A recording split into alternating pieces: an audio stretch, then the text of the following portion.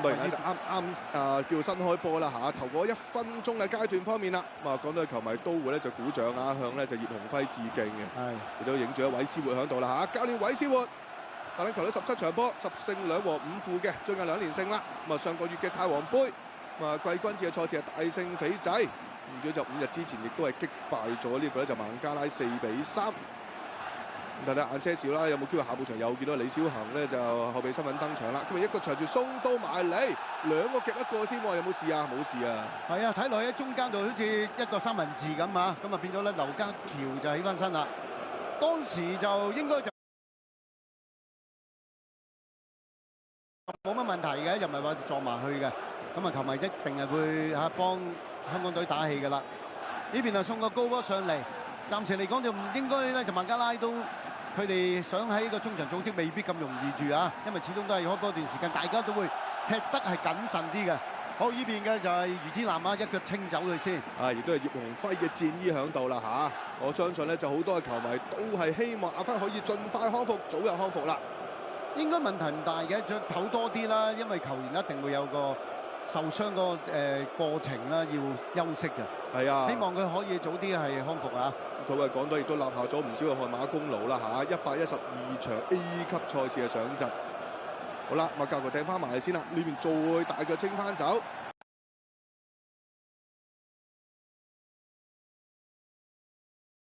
咁啊隊長係屬於安永佳啦，後面又有咧就余子蘭都係大腳清先喎，簡單單先啊開波早段。咁當然啦，上場賽事入球數啦嚇。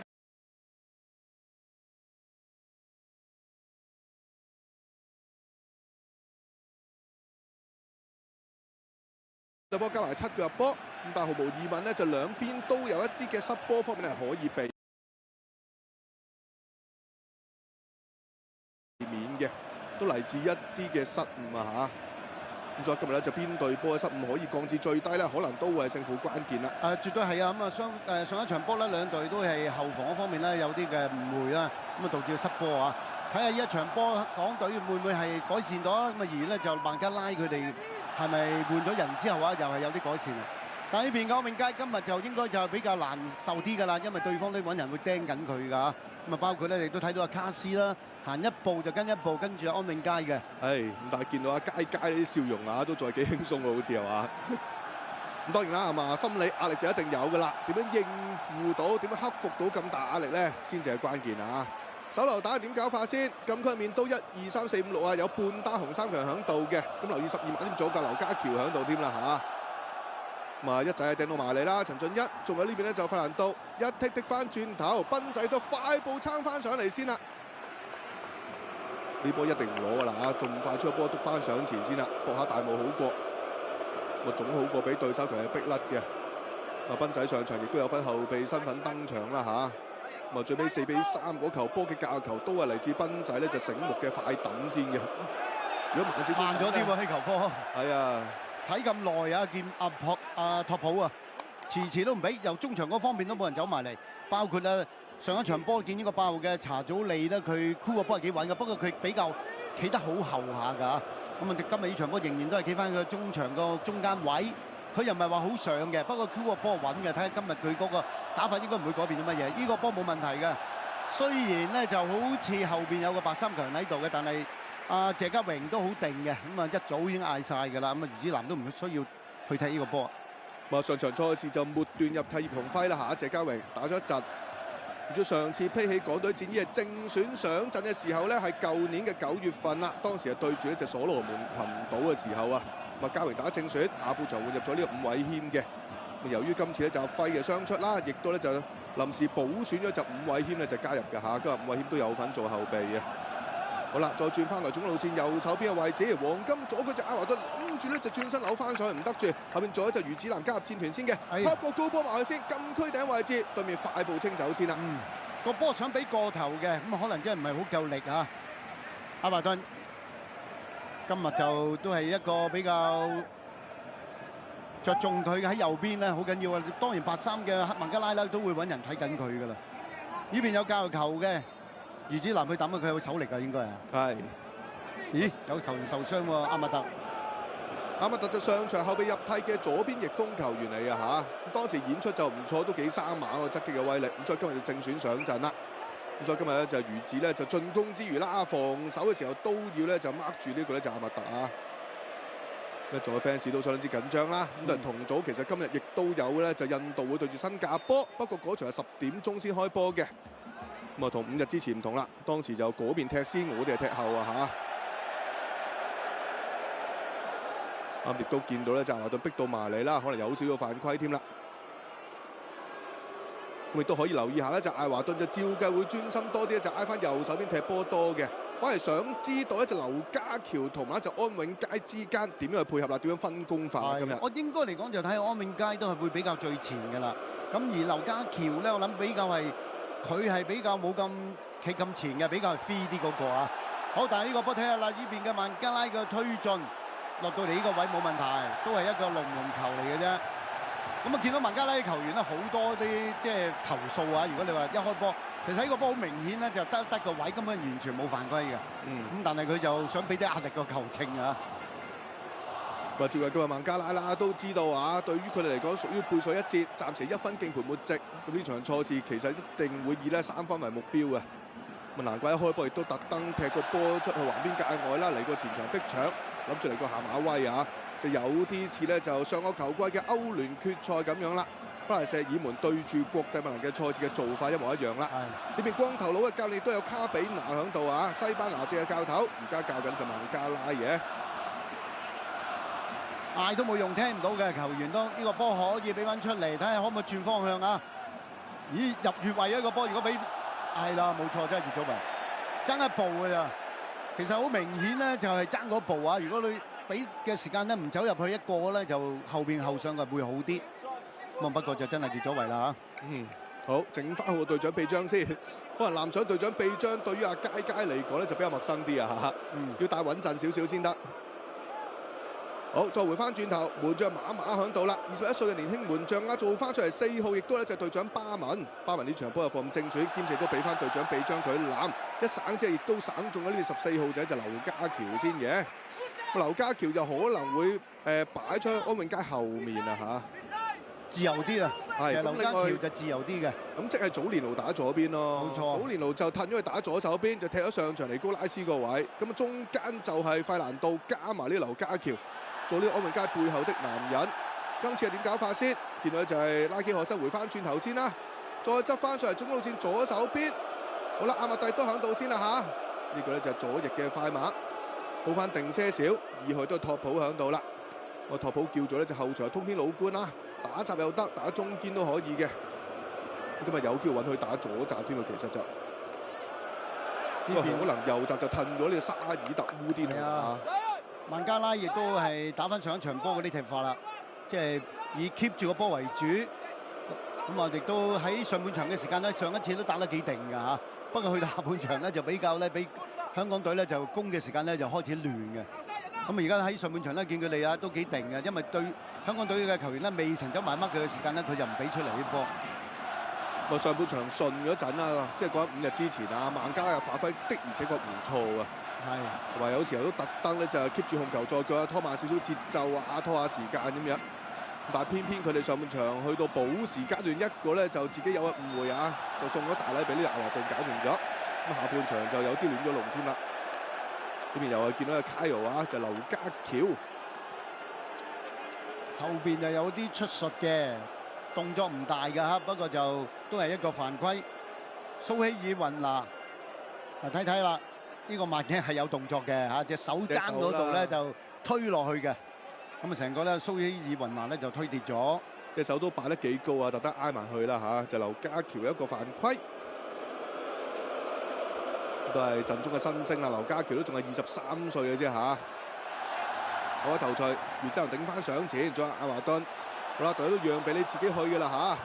主要唔好阻住阿華頓嘅去路，又食阿湯呢個直線之下咧，就俾對面咧就係托普啊成功啊包翻先喎。係啊，食得唔應啊！但係呢邊又搶到個波喎，劉家喬睇可唔可以一個反擊可以俾翻後邊啊？但係呢個波俾唔到，唔緊要，起碼都有個嘅自由球啊！因為當時其實就安永佳咧望唔到咧身邊北住佢嘅卡斯啊，卡斯都喺呢段時間都跟得佢貼㗎，因為都係早開波關係，有氣有力啊！我諗佢負責都係睇實係安永佳㗎啦。卡斯都係其中一個叫做入籍兵啦，佢就芬蘭出世嘅，快步清翻走先。今次嚟自就4號嘅隊長就巴文啊嚇，快過就安永佳一步，將個波清翻出去橫邊界外。咁可能咧，就教練卡比拿都覺得上場孟加拉嘅防線咧，有時候咧就亂亂地，所以今日就寧願揾翻嗰隻經驗豐富嘅 captain 咧，就打翻正選先啦。巴文就坐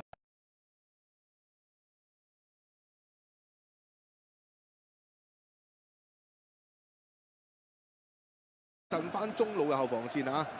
有啲部署，有啲心思嘅，即係如果呢個咁嘅擺法啊，咁啊揾啲經驗嘅球員出嚟，我呢邊一次嘅交流嘅。有少少受傷啦嚇，如果後段都退下火線，今次係省眾人先啊！省眾人轉身有少少攬攬地嘅，似乎就佢想不過大腳先嘅余子南啊！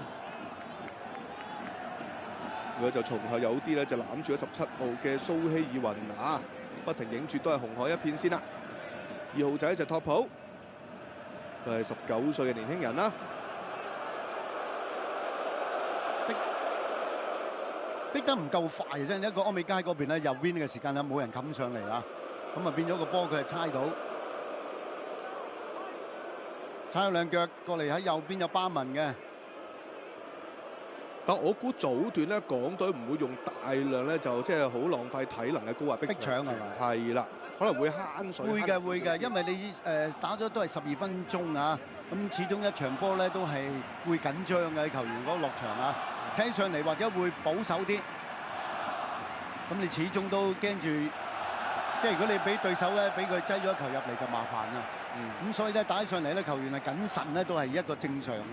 我諗超過打一個15分鐘後或者會好啲㗎。咁啊繼續影住咧隻教練韋斯活先啦，咁佢都係盛讚謝家榮啦，就話謝家榮從來都是一個自信的男人咁話喎。我相信今日咧就唔止一半啟德現場嘅球迷知啊，係全場都知㗎啦嚇。佢係充滿自信嘅男人，做翻短波出嚟先。呢邊咧就阿麥特再困翻轉頭，過唔到，翻嚟回防嘅11號仔啊，好波之人咧就艾華頓。艾華頓上場都係關鍵先生嚟㗎，一個入波一個助攻。我最欣賞佢通坑渠嗰下助攻添啊嚇。係啊，佢腳法真係好嘅，尤其是喺即係禁區對出嗰啲位置，俾佢攞到波係幾有危險性嘅。暫時就未有住嘅，咁啊始終都係打咗10零分鐘啊！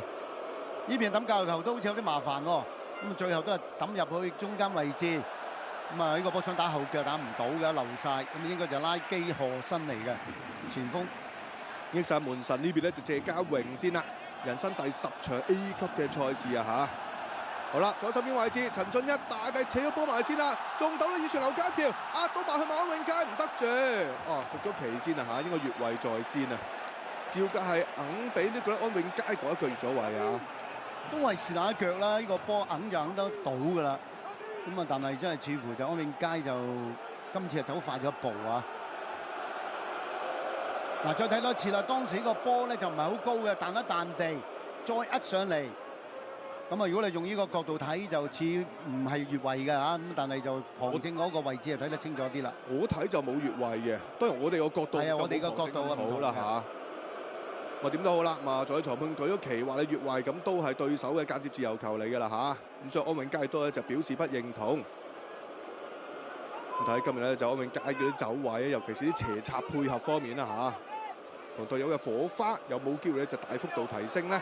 話晒其實現役入波數字方面咧，佢同阿華頓都係並列首席嘅呢一刻嚇，即係單計現役的話，都係你入11球，我都係入11球。再用長傳諗住撩個後腳門先啦嚇，拉基賀新就撩唔晒，咪益晒呢邊嘅門將都係謝家榮啦。走錯位，俾錯波，一個走前，一個俾後啊！又落翻過嚟呢邊港隊嘅球員嗰度啊，再轉過嚟余子南。冇得比啊！前邊因為都幾密下咁，所以喺後邊就要抽兩腳。鍾樂安嗱，今日其實周元德係繼續做自由人嘅，即係有球在腳咧，周元德係繼續會壓前一格打個中場箍波嘅位置。相反，平時做開呢個崗位嘅老大哥費蘭多喺直前專心打個進攻中場添。咁啊，照計係咁樣安排法啦。今日咁所以每一場波啦，對手唔同啊，狀態唔同之下，似乎韋斯活都有唔同類型嘅調整嘅嚇。係啊，咁你同埋孟加拉佢哋嗰個打法，即係個滲入啊，甚至佢哋個能力攻嘅能力咧，我覺得如果嚟到作客咧，佢未必係咁主動去打得啊。咁所以當然就唔需要擺咁多人喺後邊啦，亦都係要小心，就係話嗰啲長傳嘅啫。咁其餘佢哋嘅一個猜傳咧，都係喺後場嗰度多嘅，因為到前場佢哋個猜傳就爭咗啲嘅。OK 啊，呢下3個局呢兩個人啊嚇，成功截翻走先啦。呢一個雲佳追翻轉頭，逼翻住對手控球球員啦。咁但係前鋒仲有2個咧就紅衫喺度啊嚇，好似咧就閂咗一道閘咁款添啊。鍾樂安做翻橫先，哇！余子南咁型嗰個造型喂，着半件波衫啊頭先啊，可能佢件衫就啱啱即係被我拉落嚟啫，冇乜問題嘅。哦 ，OK，我以為想 show 下啲腹肌添啊嚇，講笑，唔俾嘅唔俾嘅。好，子南啊，都係你啦。但的而且確啲腹肌都幾勁㗎，余子南出得你都可以嘅，你練多啲都得㗎。係，我唔得，我一嚿啫嚇，一嚿大肚腩啫。再嚟一仔幾十碼長傳 ，K 個位置炸到埋嚟自祖連路嘅，再重新轉身上腳先啦。哎呀，拖出去橫邊界外嘅祖連路啊，可惜啦。一拖嘅時間就揾唔翻個波，掛住佢得個位啊，變咗個波碌咗出界啊！咁啊，上場3-3嗰球波啦，就係佢對手嘅角球啦，佢啱就撐翻埋龍門口啊嚇，佢益晒對面嘅蘇美無人看管之下就頂入咗。但另外其實補時階段有下左腳遠射，其實係嚟自佢啊嚇，係嚟自祖連路嘅遠射嚟嘅，就唔係之後咧就大頭所捉到嗰個嘅余再賢，其實係祖連路嘅遠射嚟㗎嚇，都幾有威脅性，嗰球波射得幾好添啊！兩隊都冇咩機會射波喎嚇，咁啊雙方面嗰個嘅打法就唔係話即係好快啦速度，咁同埋嗰啲猜傳又唔係話好有嗰種進攻嘅侵略性啊。因為都你見到孟加拉咧，佢哋嗰個防守咧做得比較係上一場波咧更加嚴密咗，比較嚴密咗。今次亦都快步就飆贏你先喎嚇，飆快過亞馬頓一步喎。就嚟自咧就係亞密特嘅一個嘅防守，但好快講到有重疊腳下球啦，嚟自老大哥咧就係費蘭道啊。嗱，今日唔水太多咧，就走上走落啦，加上響啟德啦，又有冷氣啦嚇。咁啊，照計都可以踢落少少啊。照計就梗冇問題嘅，咁佢哋本身都有操開，咁就算真係冇冷氣都好啦，球員嗰個嘅體能嘅狀態應該都可以 keep 到最少都大半場嘅。係唔知佢之前嘅傷勢是否嚴重？係個傷勢咧就擔心佢啫。如果你話佢未曾十分之即係十全康復得咁好嘅，或者會有少少避忌啲咯。係，不過今日就佢打翻正選啦。咁啊，孫銘謙都響翻後備名單嘅啦。咁啊，兩位就之前係冇份作客去到孟加拉嗰邊比賽嘅。爆炸頭又見到查祖利啦，回翻轉頭先啦。咁啊，上場孟加拉雖然輸波啦，但係都見到查祖利個卡士個級數啊，同其他隊友係明顯不同嘅，佢係明顯高咗出嚟嘅，真係。就一個人打3份工，進攻、防守、箍波乜都係佢。有時候落翻去中堅位置幫手填翻啲窿窿位。咁就後場箍波人。